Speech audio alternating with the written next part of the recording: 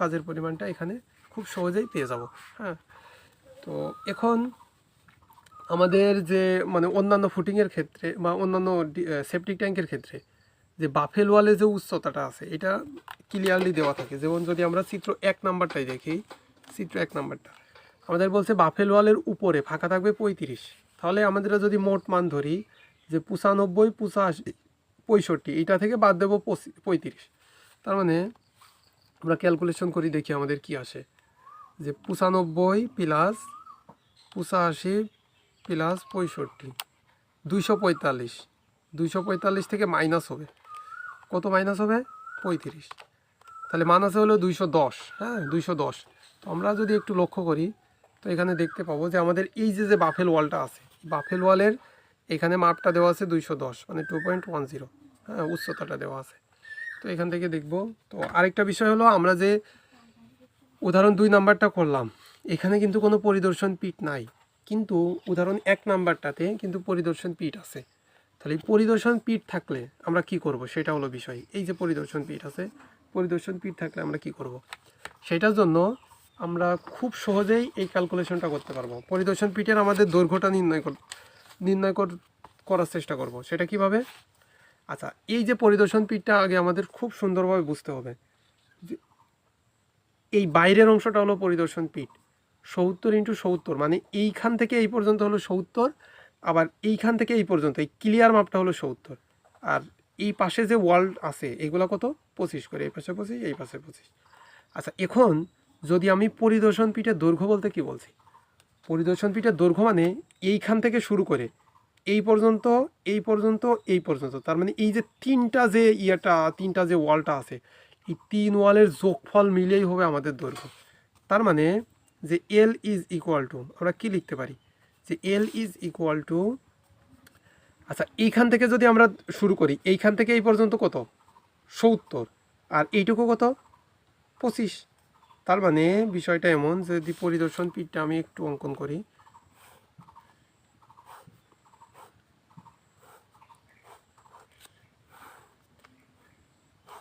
এটা হলো রস্য দেওয়ালের সাথে লেগে গিয়েছে। হ্যাঁ, কারণ রস্য দেওয়ালে যখন হিসাব করব তখন এইটা চলে যায়, এই সাইডের এটা চলে যায়, এই জন্য এটা আমাদের দরকার নেই এইটা।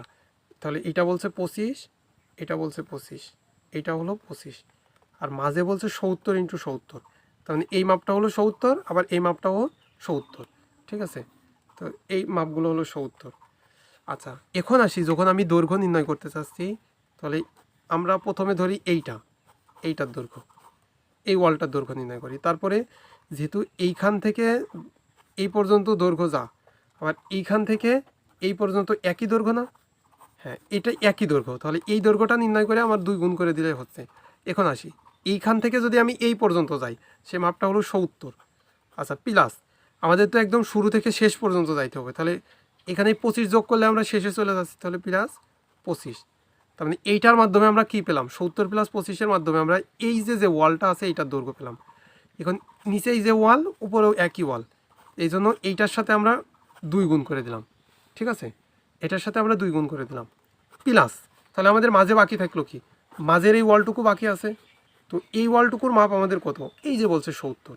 হ্যাঁ, তো এই জন্য প্লাস 70।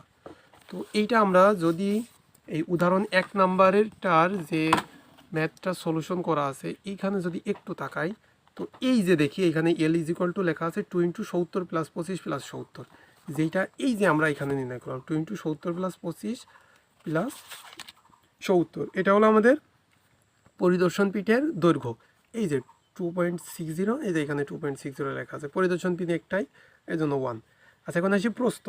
কিসের প্রস্থ? এই ওয়ালের প্রস্থ। এই যে ওয়ালের প্রস্থ তো আমাদের সেকশনে দেওয়াই আছে 25, এই যে এখানে তো আমরা বললাম যে এখানে 25, আবার আমাদের বইয়ে খেয়াল করলেও দেখতে পাবো বইয়ে এখানে 25 দেওয়া আছে।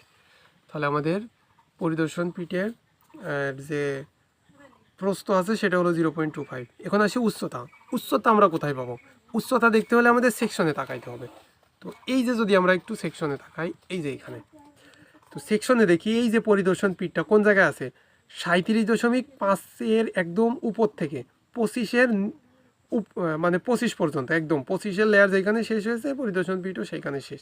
তাহলে এইখানে 37.5-এর উপর থেকে এই যে দেখবো এখানে মাপ দেওয়া আছে 37.5-এর উপর থেকে 25-এর একদম উপর পর্যন্ত এখানে 95, এই জন্য আমাদের এই উচ্চতাটা হবে 0.95। এই যে এখানে 0.95 দেওয়া আছে।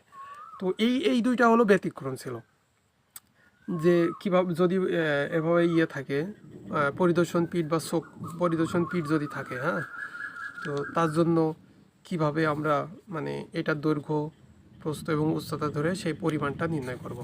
আচ্ছা, এইটা গেল যে আমাদের কি মাটি কাটা এবং ইটের গাঁথনি। আচ্ছা, আরেকটা ম্যাথ স্বাভাবিকভাবে আমাদের আসতে পারে, সেটা হলো আমরা যদি এই যে এইটা 8 নাম্বার অঙ্কটা আমরা একটু খেয়াল করি। 8 নাম্বার অঙ্কটা বলছে নিম্নের চিত্র তথ্যাদির সাহায্যে পার্টিশন ওয়াল বাদে, হ্যাঁ, পার্টিশন ওয়াল তার মানে এই যে বাফেল ওয়ালের এই পরিমাণটা আমাদের দরকার নাই, হ্যাঁ, সেপ্টিক ট্যাঙ্কের প্রথম শ্রেণীর ইটের গাঁথনির কাজে 1:6 প্রয়োজনীয় ইট, সিমেন্ট ও বালির পরিমাণ নির্ণয় করো। তো এইখানে দেখেন আমাদের মাটি কাটার পরিমাণটা চাইনি, তাহলে আমাদের মাটি কাটার পরিমাণ নির্ণয় করতে হবে না। আচ্ছা, দ্বিতীয়ত বলছে পার্টিশন ওয়াল বাদে, আর পার্টিশন ওয়ালকে আমরা জানি কি বলা হয়, বাফেল ওয়াল, তাহলে বাফেল ওয়ালের হিসাবটাও আসবে না। এবং সেকশনে কোনো পরিদর্শন পিট নাই, তাহলে পরিদর্শন পিটের হিসাবেও আমাদের নাই। তাহলে কি করব, একবার ইটের গাঁথনি, দীর্ঘ দেওয়াল, হ্রস্ব দেওয়াল, প্রথম দ্বিতীয় তৃতীয়, প্রথম দ্বিতীয় তৃতীয়, এখানে করে যে ঘনমিটার মান পাবো, হ্যাঁ, আমরা একটা ঘনমিটার মান পাবো। এই যে এখানে দেখতে পাচ্ছি যে 7.53 ঘনমিটার আমাদের ইটের গাঁথনির কাজের পরিমাণ, তাই না? তো আমরা জানি 1 ঘনমিটারে ইট লাগে কয়টি, 410টি। তাহলে 7.53 × 410, তাহলে ইটের পরিমাণ আমাদের নির্ণয় করা শেষ।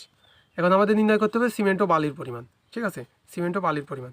তো আমরা জানি যে পরিমাণ কাজ হয়, মানে যে ইটের গাঁথনির কাজের 35% লাগে শুকনো মশলা, তাই না? 35%। ভেজা মশলা না কিন্তু, কারণ ভেজা মশলা বের হইলে তার সাথে তো 1.5 গুণ করে শুকনো মশলা নির্ণয় করতে হয়। এখানে একবারেই শুকনো মশলা বের হয়, হ্যাঁ, 7.53 সাথে 35% করলে। তো সেইটা দেখি যে এখানে আমাদের করা আছে, যে কি বলছে, এখানে বলছে গাঁথনির কাজের পরিমাণ 7.53 ঘনমিটার, ওই যে ওইখানে যে মানটা পেলাম, বলছে শুষ্ক মশলার পরিমাণ, ভেজা মশলা না কিন্তু, শুষ্ক মশলার পরিমাণ। আমরা কংক্রিটের ক্ষেত্রে কিন্তু আমাদের ভেজা মশলার পরিমাণ বের হয়, তার সাথে 1.5 গুণ করলে শুকনো মশলা বের হয়, কিন্তু এখানে সরাসরি শুকনো মশলা বের হচ্ছে। কী করলে, 35% করলে, 35% মানে 0.35 গুণ করলে, তবে 2.63 ঘনমিটার আমাদের কি লাগবে, শুকনো মশলা লাগবে। তো যেহেতু আমরা গাঁথনি করতেছি, এখানে তো আর খোয়ার প্রয়োজন নাই, তার মানে আমাদের কী লাগবে, বালি আর সিমেন্ট লাগবে। তাহলে 1:6, তাহলে অনুপাতের যোগফল মানে 7, তাহলে সিমেন্ট লাগবে, মোট কাজ হলো 2.63 ডিভাইডেড বাই 7, মানে এই মোট কাজের 7 ভাগ করে তার মধ্যে 1 ভাগ হলো সিমেন্ট। 1:6 মানে কি, 1 ভাগ সিমেন্ট আর 6 ভাগ হলো বালি, তাহলে 1 ভাগ হলো আমাদের সিমেন্ট। তাহলে এখানে মান আসলো 0.37 ঘন মিটার। তো আমরা জানি প্রতি ঘনমিটারের জন্য কয় ব্যাগ সিমেন্ট, 30 ব্যাগ, 30 দ্বারা গুণ করলে আমরা ব্যাগ পেয়ে গেলাম, হ্যাঁ, এত ব্যাগ সিমেন্ট লাগছে আমাদের। আচ্ছা, বালি, তাহলে মোট কাজকে 7 দ্বারা ভাগ করে তার মধ্যে 6 ভাগই হলো বালি, তাহলে 2.25 ঘনমিটার। আচ্ছা, ইট, কাজের পরিমাণ 7.53, তাহলে গুণ প্রতি ঘনমিটারে লাগে 410টি। আচ্ছা, 410টি, তাহলে আমাদের যে ঘনমিটার ছিল যে 7.53 ঘনমিটার, তার সাথে 410 করলে আমরা ইটের সংখ্যাটা সরাসরি পেয়ে যাবো। আচ্ছা, এই মূলত ম্যাথ, হ্যাঁ, এইগুলা যদি আপনারা ভালোভাবে করেন, এইগুলা একটু ভালোভাবে প্র্যাকটিস করেন, তাহলে আশা করি যে এই অধ্যায়ে যতগুলা ম্যাথ আছে সবগুলো আপনারা নিরিবিলি সলিউশন করতে পারবেন। তারপরেও যদি কারোর সমস্যা হয় তাহলে অবশ্যই আমাকে জানাবেন, তাহলে আমি সেটা সলিউশন দেওয়ার চেষ্টা করবো ইনশাল্লাহ। তো আশা করি সবাইকে বুঝাইতে পারছি। তো ধন্যবাদ সবাইকে, পরবর্তী ভিডিও পাওয়ার জন্য আমাদের সাথেই থাকুন।